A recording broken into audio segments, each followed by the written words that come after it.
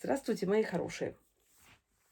Еще 2 года назад, если меня спросили, как я отношусь к эвтаназии, я бы ответила однозначно, что отношусь к ней отрицательно, потому что я православный человек, я преподаватель воскресной школы, позиция церкви по этому вопросу известна, и я думаю, что у меня тогда не было бы вопросов. Но потом заболел Ваня, и я увидела, какой бывает боль. Я увидела, что бывают ситуации, в которые обезболивающие не снимают боли. И именно из-за этого сегодня я уже не могу так легко ответить на этот вопрос. Я не знаю, имеем ли мы право прекращать человеческую жизнь. Но я также не знаю, имеем ли мы право требовать от человека переносить непереносимые страдания в течение долгого времени. Поэтому сегодня я не буду вам ничего доказывать, мы будем с вами рассуждать вместе. Это основной план нашего выпуска сегодня, моего выпуска, да, ну, нашего с вами, на нашем с вами канале. Я сделала такой краткий анонс для того, чтобы те люди, которые зайдут ко мне впервые, к нам впервые, смогли сразу решить, хотят они это слушать или нет. И я сделаю уже обычное предупреждение, что для тех, кто находится в еще ранней стадии боли, вам, наверное, стоит пойти в самое начало, то есть в самый мой первый выпуск, 57-й или 58-й день. Когда я только начала вести канал, тогда, безусловно, я говорила по-другому, на другие темы. Меня занимали другие вопросы, на часть из которых я уже нашла ответ, на часть из которых я нахожусь в процессе. И не только я, а вместе со всеми слушателями мы пытаемся разработать какую-то стратегию по совместному вытягиванию себя, как барон Мюнхгаузен, за собственные волосы из болота, которое называется боль потери. Болото несравнимо более страшное, чем любое болото на свете. Но прежде чем переходить, кстати, вопрос о эвтаназии, да, я не сказала, слушайте, я не сказала, что это канал после смерти сына, дневник мамы. Я Екатерина Варади, создатель и ведущая этого канала, и сегодня уже 117-й день пошел с того дня, как от нас ушел наш младший сын Иван. Собственно, вопрос об эвтаназии задала одна из наших зрительниц. И мне очень нравится вариант диалога, то есть я бы очень хотела вас попросить, если у вас есть любые вопросы для обсуждения. Я абсолютно, как я каждый раз говорю, ни пифия, ни гуру, ни крупный специалист по всем вопросам. Мы с вами вместе задаем вопросы, да, я на них пытаюсь ответить. Когда вы предлагаете другие варианты, вы сами знаете, я отвечаю, развиваю темы, и интересные темы я себе откладываю для того, чтобы поговорить. Не для того, чтобы вас переубедить, не для того, чтобы вас заставить поменять мнение, или там для того, чтобы насмеяться, или не дай бог, а именно поговорить и поразмышлять, потому что я считаю, что различия во мнениях – это нормально. И мы не можем, мы все разные. У каждого из нас свои убеждения, свои точки зрения и так далее. Но мы с вами ищем то, что нас объединяет, а не то, что нас разделяет. Я считаю, что объединяет нас то, что, прежде всего, что мы люди, что мы способны к сочувствию и состраданию, мы способны к утешению других, и мы способны к принятию другой точки зрения.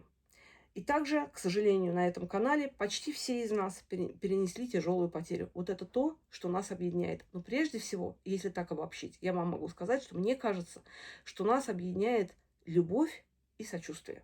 Вот эти два главных качества, которые, в принципе, мне кажется, являются главными качествами человека. И этот вопрос об эвтаназии, он настолько сложный и настолько болезненный, и настолько актуальный, что я решила его действительно сделать темой этого выпуска.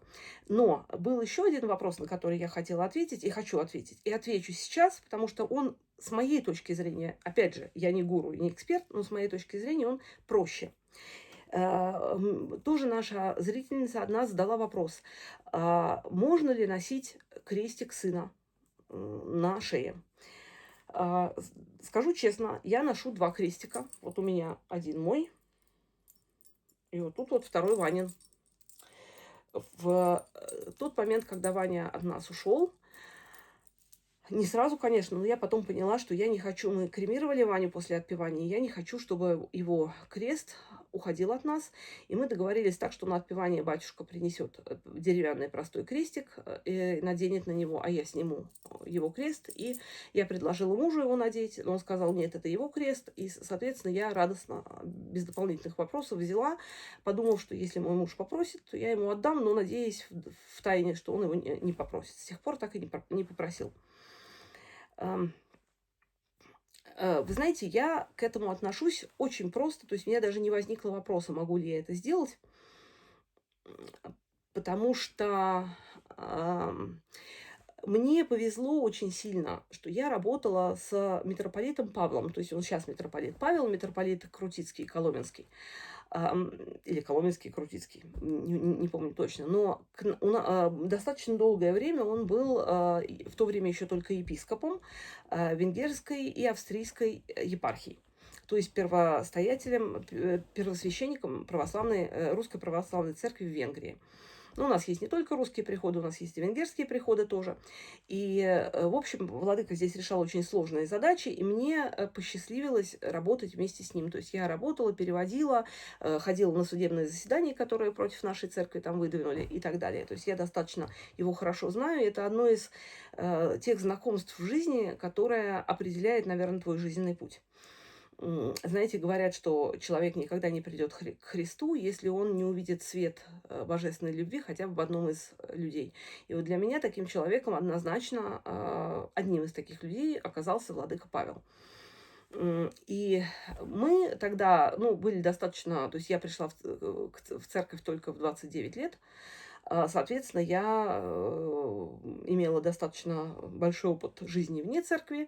И, собственно, я была такая относительно новообращенная, потому что с владыкой мы познакомились, а Саше было, наверное, 5 лет. То есть, грубо говоря, мне было года 34, наверное, когда мы познакомились. И он достаточно долго у нас, несколько лет, 100% был, лет 6, наверное. И в течение всего времени мы работали близко, достаточно созванивались. Ну, не в смысле поболтать, а по делам, естественно. Владыка это просто абсолютно, если можно так сказать, о епископе, что он трудоголик полный, то есть он работал с утра до ночи, крайне скромный человек в быту. Он именно благословил у меня старшего сына быть подьяконом, то есть алтарником при епископе, и не только при епископе, а Ване он был крестным отцом. И Ваня тоже, кстати, алтарничал у меня. И он, когда мы задали вопрос, как правило, все же новообращенные люди хотят все делать правильно. И в связи с тем, что мы-то живем в Венгрии, это не православная страна, у нас в основном в магазинах можно купить католические крестики, как мы их называем, католические крестики, это такой обычный крест с распятием. И мы спрашиваем, владыка, а можно ли нам, православным, носить католический крест? Он на нас так посмотрел, он очень добрый человек, поэтому я не могу сказать, что он на нас посмотрел снисходительно, но как добрый родитель смотрит на первоклассников приблизительно. И говорит, вы знаете, не бывает православного, католического или протестантского креста. Бывает крест, на котором распяли Христа.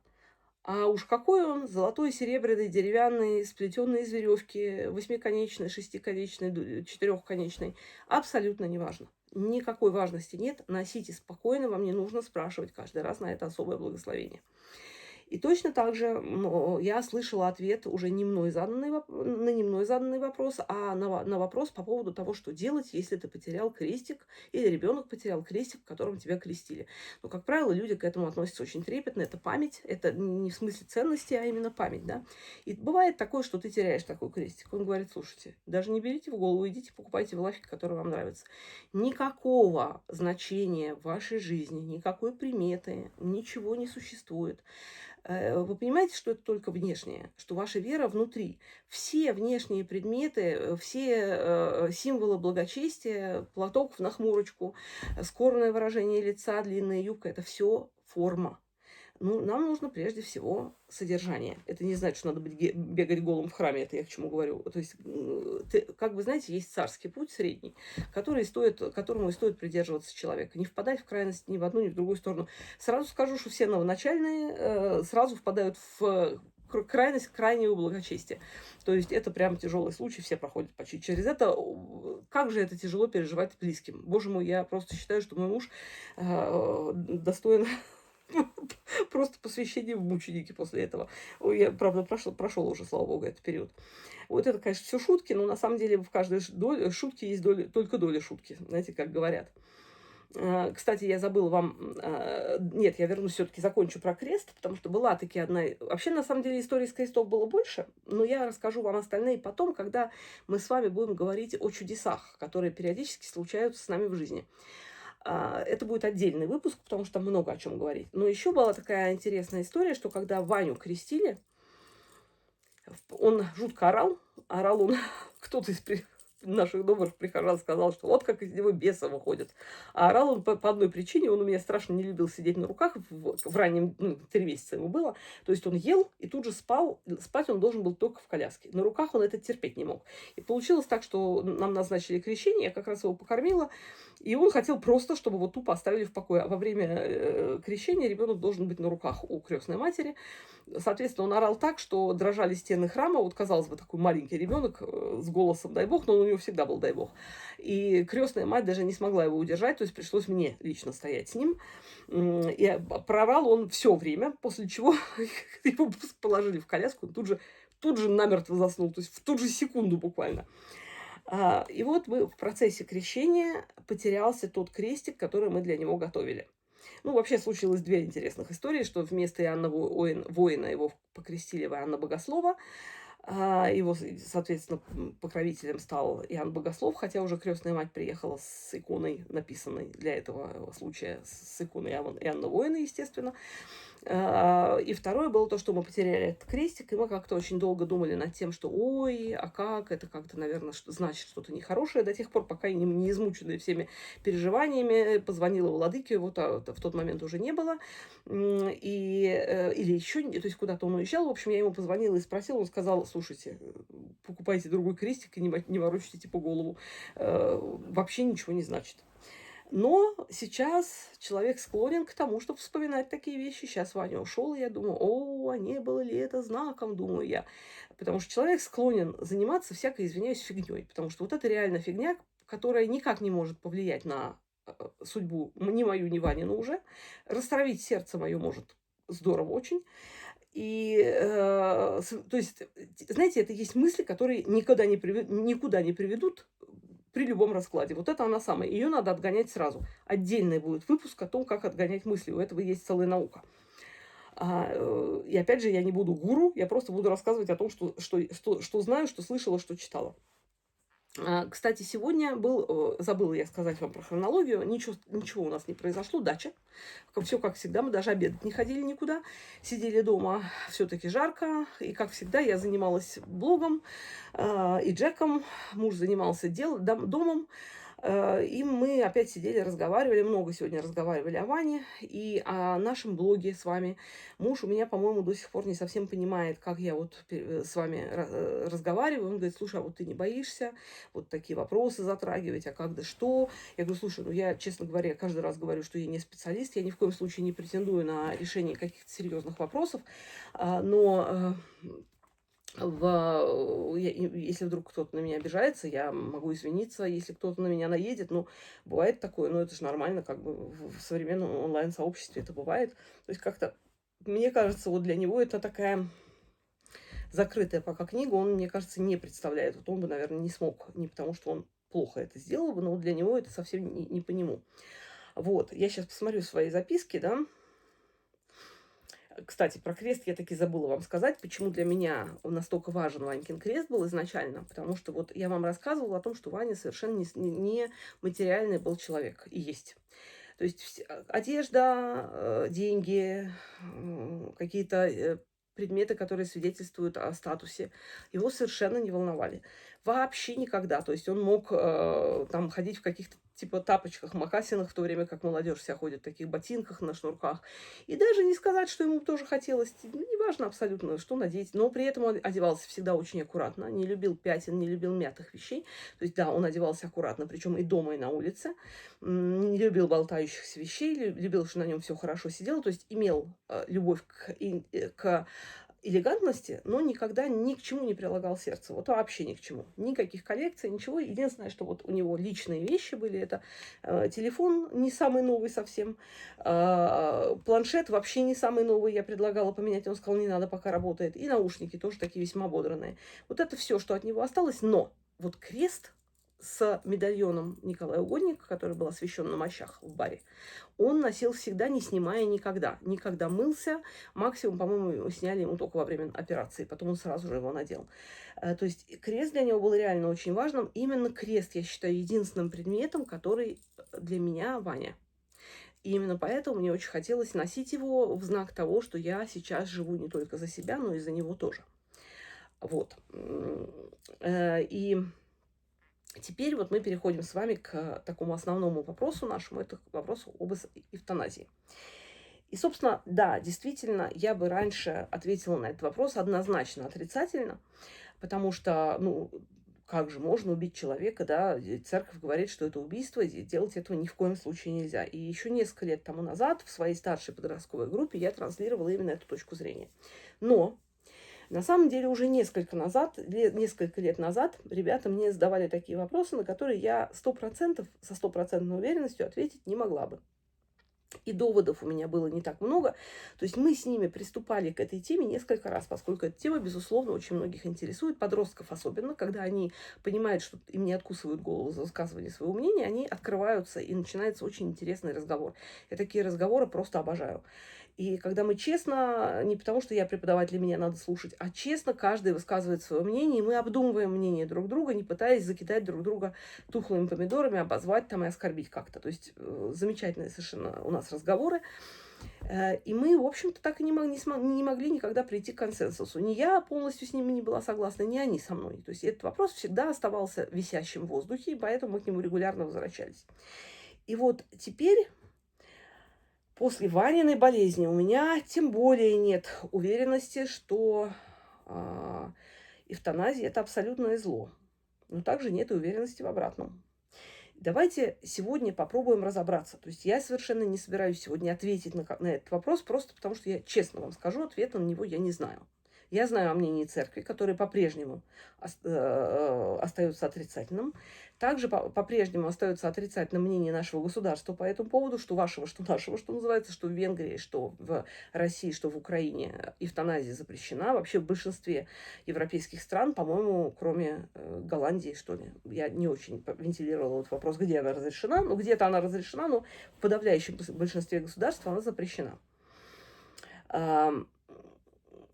Значит, знаете, почему, вот сразу я могу сказать, почему вдруг человек православного вероисповедания, преподаватель воскресной школы, говорит, что он не знает. Потому что мне кажется, что по-настоящему, вот так по-настоящему глубоко и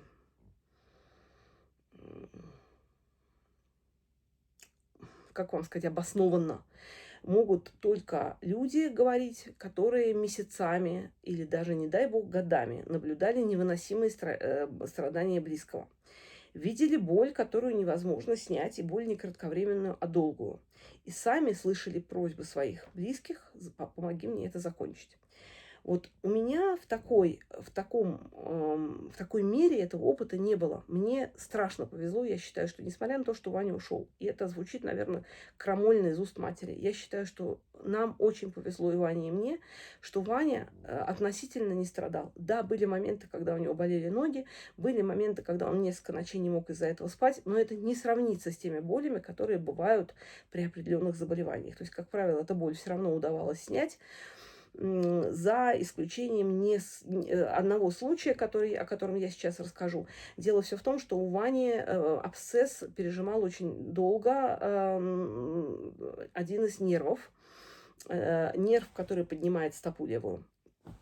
И этот нерв онемел, то есть у него понизилась чувствительность, определенное движение он не мог делать, он не мог поднимать эту стопу, и он носил специальный ортез, то есть такую как бы железку, которая держала ему ногу в правильном положении. И вот с ортезом он ходил, вообще практически ничего не было заметно. И когда нервная функция начинает восстанавливаться, это связано с безумными болями. То есть это, ну, знаете, грубо, я так понимаю, что представьте себе, что вы отсидели ногу, только сидели на ней не полчаса, а там неделю. И после этого вы пытаетесь ее расходить, и у вас начинается не просто вас не просто колет, у вас начинаются безумные боли. То есть, насколько я поняла по описанию Вани, это было что-то типа зубной боли. И у него была ситуация, и это начинается вдруг, всегда неожиданно, и может продлиться до года. И самое страшное, что от этих болей не помогают ни опиаты, ни морфины, никакие обезболивающие, которые принимают, например, в онкологии. Самые сильные обезболивающие не помогают при нейропатической боли. При ней, то есть от слова совсем. То есть не то, что они не помогают, они действительно, они ее даже не притупляют. Есть препараты, которые, вернее, один препарат, который снимает эту боль, но вся пикантность ситуации заключается в том, что этот препарат начинает снимать боль спустя несколько дней. То есть он нужно накопиться в организме. Есть еще дополнительный препарат такой успокоительный, который помогает эту боль, ну, ускорить снятие этой боли, но это все равно несколько дней. Вот когда у Вани началась такая боль, представьте себе, что он не мог ни встать, ни сесть, ни лечь. И он чувствовал облегчение боли только в одном положении, лежа на правом боку в полусогнутом состоянии, таком полуэмбриональном, сидя вот так на локте. То есть, ну, соответственно, вы понимаете, что в таком виде ни есть, ни пить, ни встать, ничего не можешь. И и он все время просил обезболивающее, мы все время давали, усиливали дозу, ничего не происходило. И вот представьте себе, я уже иду домой, в то время еще не лежала с ним, потому что я не просекла, что может быть такая возможность. Я шла к себе в гостиницу, уйдя от него где-то в 11 часов ночи. И в 12 я ему звоню, он говорит: слушай, совсем что-то не помогает, вообще не знаю, как я буду спать. И тут я вспоминаю гомеопатию. Почему-то у меня вообще все выпало из головы, хотя я всегда вожу с собой гомеопатическую аптечку. Но я также понимаю, что времени 1:30. Все нормальные люди спят. Звонить мне некому. Но в связи с тем, что я более или менее разбираюсь в гомеопатии, я достаю свои материи медика, плюс смотрю чат GPT, и у меня вырисовывается несколько препаратов, которые можно в такой ситуации дать. И когда я проверяю эти препараты, я нахожу один, который практически 100% подходит, по ходу дела, перезваниваю Ваньке, он в одноместной палате, никому не мешал, и поэтому я ему звоню, он мне уточняет симптомы, я понимаю, что да, вот этот препарат мне нужно срочно нести. Я 1:30 ночи или уже час был. Я хватаю этот препарат, несусь к нему, прихожу, он весь скрюченный на кровати, в таком достаточно разрызганном состоянии находится, ну, уже спать хочет, не может. Я ему даю этот препарат, и через полчаса он засыпает. И вот несколько дней мы еще этот препарат попили, уже стали действовать нейропатические препараты. Но я вам скажу, что это была еще не та боль, от которой человек кричит.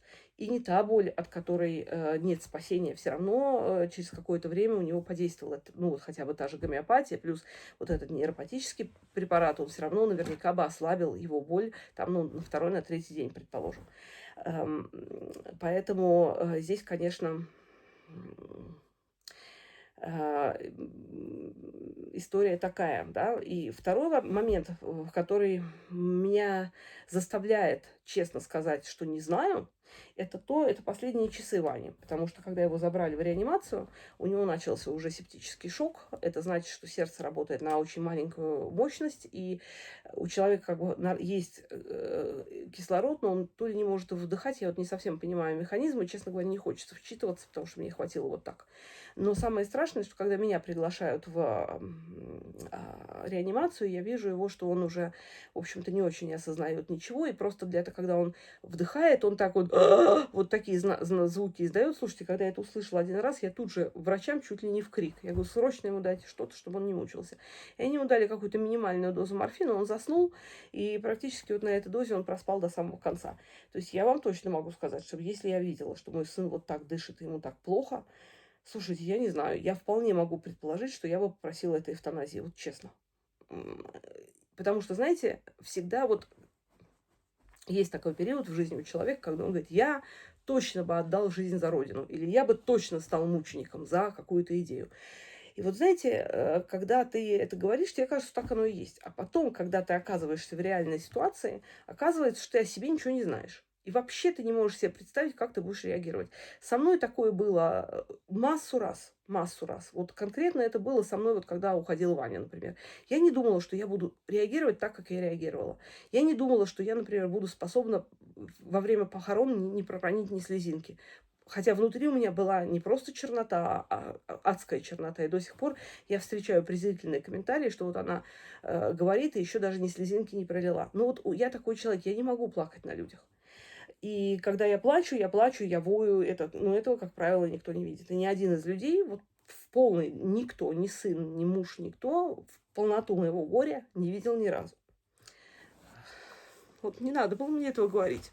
Вот. И именно поэтому я не могу сказать, что бы я сделала. Но давайте попробуем с вами просто порассуждать, м,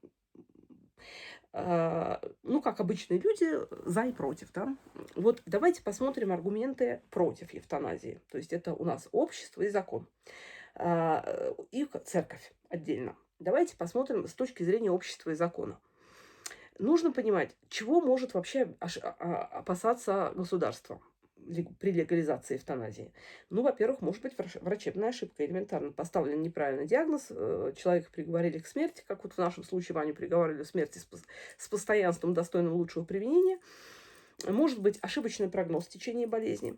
Может быть злоупотребление родственников, желание, чтобы человек поскорее ушел в мир иной, взятки врачам, или, ну, как с нотариусами договариваются, также можно договариваться и с врачами, да. Финансовая заинтересованность, опять же, родственников. Может быть, давление на тяжелого больного, потому что родственникам уже тяжело, и они намекают на больному, что пора бы и честь знать. И самое страшное – это постепенное расширение критериев. То есть сегодня эвтаназию разрешат при вот таких условиях, потом, когда это все приживется, чуть-чуть условия ослабят, потом еще. И, конечно, я не хочу сказать, что при насморке будут рекомендовать эвтаназию, но, в общем-то, расширение критериев – это не очень приятная история. А потом, как в обществе сейчас идут вопросы, вот ты в чем-то можешь иметь свободу мысли, а в чем-то совсем не можешь иметь. И вполне может настать такая ситуация, когда будет эвтаназия добровольно-принудительной. Тоже может быть такое. Соответственно, где мы можем провести границу и кто ее имеет право проводить. То есть сегодня мы примем это решение, создан прецедент, завтра правительство меняется, меняется государственный строй, и куда это приведет, мы не знаем. Мы знаем примеры Пиночета, мы знаем примеры Северной Кореи, то есть, ну, много примеров мы знаем, Советский Союз мы знаем, да, красный террор и прочее. И теперь, да, вот с точки зрения общества и закона я сказала, да, теперь говорим про церковь. Почему церковь настолько активно против эвтаназии и за что церковь, собственно говоря, и ругают? Это действительно очень опасная и болевая тема, потому что церковь говорит о ценности страдания. И теперь мы с вами находимся на канале, на который масса мам только что потеряла своего ребенка. И может вам сказать цензурно, а также нецензурно все, что они думают по поводу того, что страдание ценно, особенно страдание ребенка. И я ни в коем случае не хочу сказать, что страдание и боль – это хорошо. В случае с ребенком это невыносимо вообще, в случае с взрослым не менее невыносимо. Но, как вам сказать, не считая страдания благом. И имея в виду то, что я ни за что бы не хотела, чтобы Ваня болел, и ни за что бы не хотела, чтобы он испытывал того, что он испытал, я увидела следующее. Человек иногда способен превратить свои страдания в что-то необычное, в что-то удивительное. То есть страдание может убрать самоуверенность. Страдание может научить не судить. Страдание может показать ограниченность наших представлений. Страдание может изменить отношение к другим людям, научить прощать, научить терпеть, научить благодарности. Вот это все я наблюдала в случае с Ваней. И именно после всех страданий Ваня сказал, насколько я благодарен, что у меня такая семья. Но на самом деле случай с Ваней... так, одну секундочку. Я на секунду прекращу выпуск. У меня там что-то. Так, Джек, по-моему. В случае с Ваней был даже не главным в этом. Я сейчас расскажу вам о случае, который был намного раньше, до моего еще прихода к Богу. И тем не менее, он уже тогда заставил меня задуматься. Одну секундочку. Прошу прощения, Джек периодически делает вид, что он не может открыть какую-то дверь, хотя прекрасно может, но периодически упирается, чтобы ему открыли. Так вот, когда мне было, наверное, лет, наверное, 27, я еще далеко не пришла, вообще, то есть не пришла к Богу от слова совсем.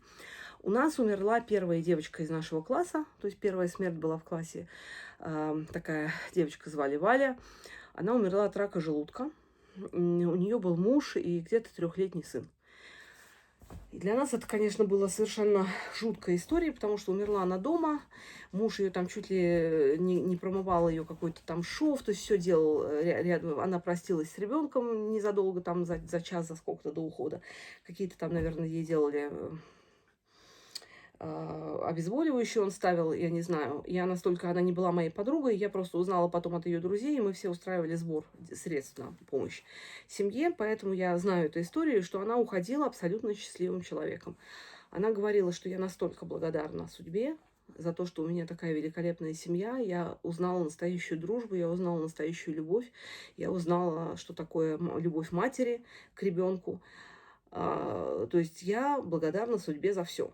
И вот представляете, когда человек уходит, в общем-то, я думаю, в невыносимых страданиях, оставляя маленького ребенка, он говорит вот такую потрясающую вещь, слова благодарности. Ни горя, ни проклятия судьбе, что она ее заставляет умирать в самом расцвете сил. А, То есть вот действительно, как? Это какой-то, знаете, шок.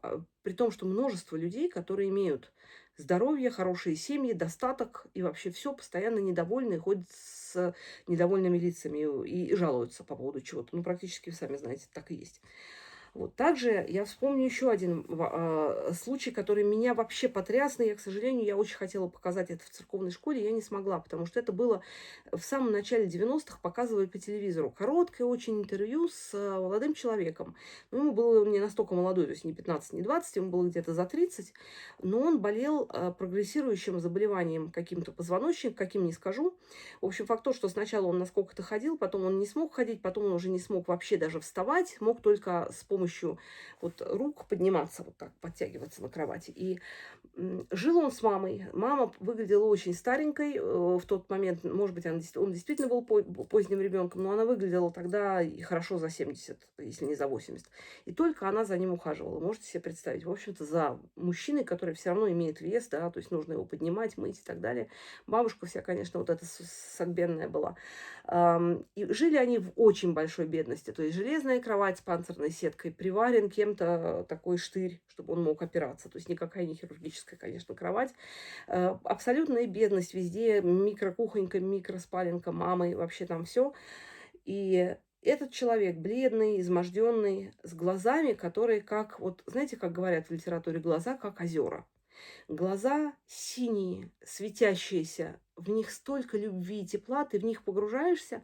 Я впервые поняла, что такое выражение «погружаешься в чьи-то глаза». И с тех пор я это не испытывала, пожалуй, настолько.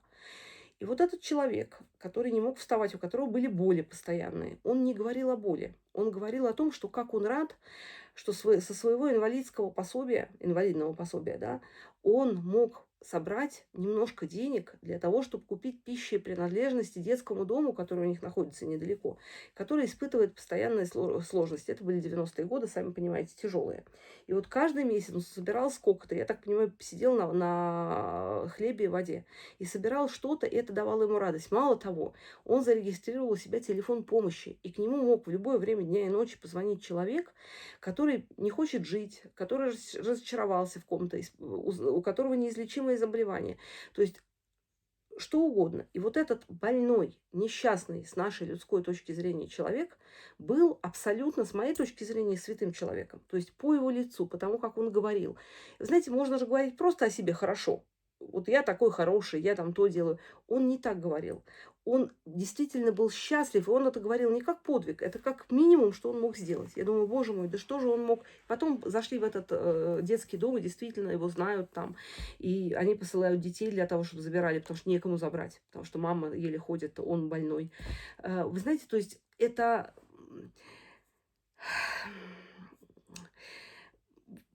Понимаете, я думаю, что если бы у него была возможность эвтаназии, что было бы с тем добром, который он успел сделать, во-первых, что было бы с его душой?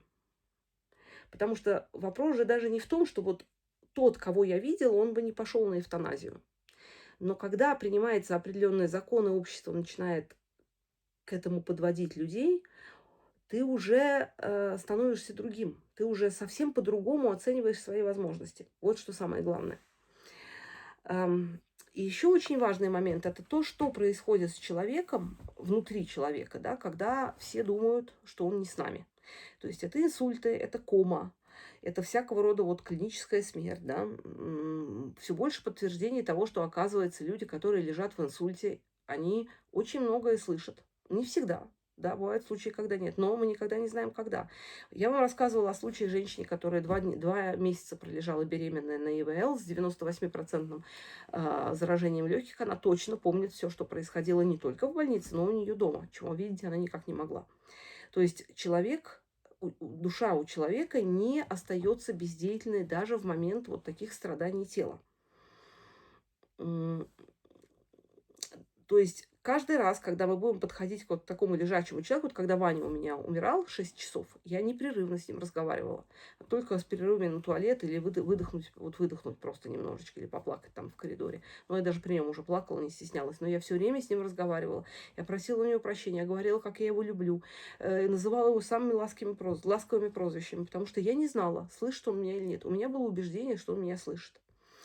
А, и мы тем более не знаем не просто, что он чувствует, но мы еще не знаем, что происходит с его душой, потому что душа — это вообще неизведанная нами история. И теперь смотрите, если брать эвтаназию как нравственную проблему, то у нас вопрос такой: эвтаназия по-любому это убийство, либо самоубийство. То есть либо если мы принимаем решение, и это делает врач, то врач становится убийцей живого человека, либо мы принимаем решение сами, мы становимся самоубийцами. Ни одно, ни другое, мне кажется, не есть хорошо. Ни с точки зрения врача, ни с точки зрения пациента, да. Я расскажу такой достаточно страшный случай, который никак не был связан с эвтаназией, но его можно вполне себе представить. Тоже происходило очень давно, тоже в какие-то лохматые 90-е годы, еще не было ни интернета, ничего. Мы с мужем еще тогда смотрели телевизор. Сейчас я его вообще никогда не смотрю, а тогда смотрели, были интересные передачи. Прошел по Венгрии, по всей, прямо очень активный процесс против матери, которая убила свою дочь. Дочь страдала каким-то заболеванием неизлечимым, прогрессирующим, что-то типа аутоиммунного чего-то. Она специально, когда было интервью, она не назвала болезнь, она говорит: я не хочу даже, чтобы люди знали об этих симптомах и искали их в себе. Если вам такое выпадет, то вы об этом все равно узнаете. Но у нее были какие-то невыносимые боли, которые никто не мог убрать. И никто не знал, сколько она проживет при этом. То есть понять, сколько тело выдержит, не могли. И девочка, измученная совершенно страданиями, ее то клали в больницу, то выписывали, но ее страдания не прекращались никогда.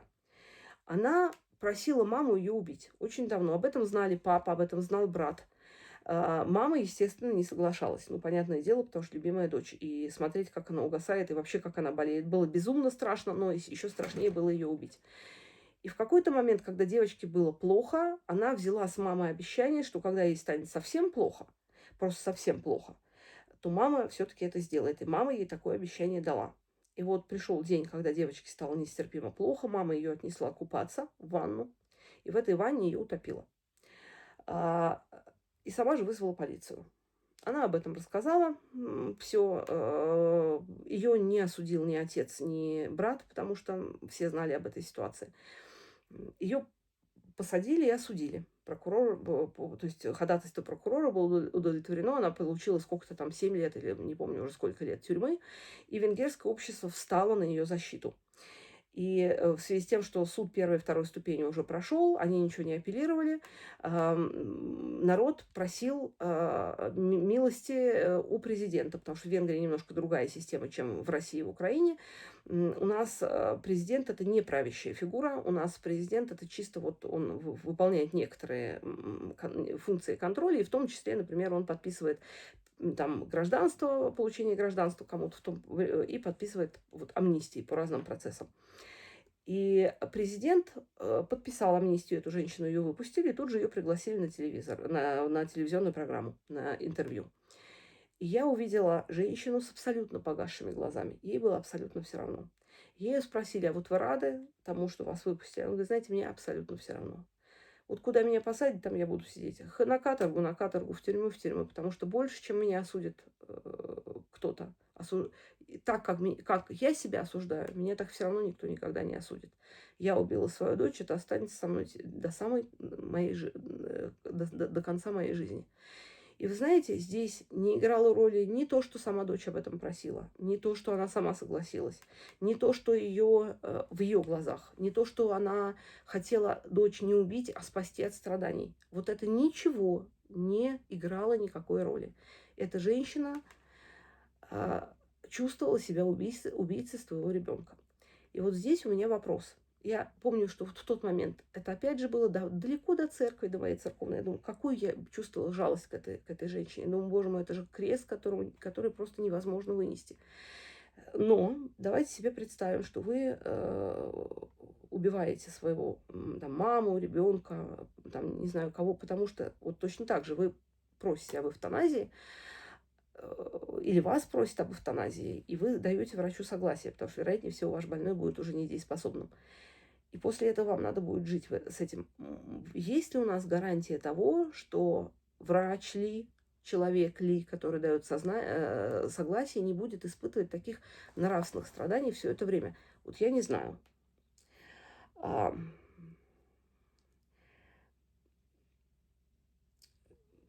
То есть, если даже будет принят закон об эвтаназии, освободит ли этот закон и осознание, что ты поступал по закону, человека от угрызений совести? Вот я в этом абсолютно не уверена. И еще, знаете, есть такой момент, что имеем ли мы право лишать человека чуда? Потому что рассказываю историю, которую я читала, не помню фамилии, но это был рассказ о враче, который работает в хосписе. Это вообще рассказ был не о чуде, а о работе в хосписе. И этот врач рассказывал об одном дедушке, которого привезли умирать, ну, в хоспис иначе не привозят, ну, на самой последней, на 4-й стадии рака, в очень плохом состоянии, то есть со дня на день нужно было ждать уже его ухода. Дедушка абсолютно не терял бодрости и оптимизма, и он всем говорил: меня Господь спасет, я не умру, у меня все пройдет. Врачи его внимательно слушали, но они знали, что очень большое количество пациентов приходит вот с такими пожеланиями. И тем не менее умирают. А он говорил с совершенно полной уверенностью: меня Господь спасет, я это знаю точно. И что вы думаете? В какой-то момент он встал, ему сделали обследование, никакого рака у него не было, его выпустили домой. И он после этого, не знаю, что там с ним было, сколько, но он ушел здоровый из хосписа. То есть в какой-то момент с человеком Господь сотворил чудо. Если будет закон об эвтаназии, мы не знаем, кто будет принимать решение, больной или его родственники ли. Вполне может быть, что вот эта возможность чуда, а ведь чудо же не просто в исцелении, это чудо же еще в изменении духовного устроения человека, в изменении души человека. И вот что бы было тогда, я не знаю. Опять же, вспоминая Ваню, да, он не страдал так, как люди, о которых я сейчас рассказываю, но он все-таки страдал. То есть ему было тяжело, потому что у него были проблемы с ногами, у него были проблемы там с мочевым пузырем, со стулом, потому что там все затронуты были, опять же, нервные окончания. И это все было для молодого человека крайне неприятно. Он не мог ходить, он не мог никуда пойти, у него была постоянная усталость из-за анемии. Да, это не были вот безумные боли, да, но ему было тяжело. Но он настолько изменился в позитивную сторону за последний год, это стал совершенно другой человек. Ведь я именно поэтому всегда распечатываю именно эту фотографию Вани, которая была сделана в апреле, за месяц, или в марте, что ли, за месяц до его, да, где-то 20 марта, за месяц с небольшим до его ухода. Я именно ее с собой вожу, не фотографию здорового Вани, потому что вот в этом уже больном Ване было намного больше внутренней силы, намного больше тепла, намного больше глубины, умения прощать, намного меньше способности к осуждению. То есть, вы знаете, человек настолько изменился за это время, и настолько изменилась я не могу сказать про себя, что я изменилась в хорошую сторону, но однозначно во мне произошли очень большие изменения. И слушайте, надо быть садисткой и мазохисткой, если сказать, что ой, какой кайф, вот сейчас приходит ко мне страдание, я сейчас буду плясать и веселиться. Но совершенно точно, что в страданиях мы созреваем душой. Безусловно, я ничего не хочу сказать про детей, потому что дети, особенно когда они маленькие, они ничего не понимают, это ужасно. И опять же, в отдельном выпуске я хочу поговорить вот о очень часто звучащий вопрос о том, что как же Бог, если Он милостивый, как Он может это позволять, почему Он не дает нам возможности общаться с мертвыми и так далее. То есть это такой вот момент. Но взрослые, однозначно, сколько я встречаюсь со слепыми или с людьми, которые сидят в инвалидных колясках, практически все из них крайне благодарны, крайне светлые, намного более способные прощать, чем те, которые здоровые.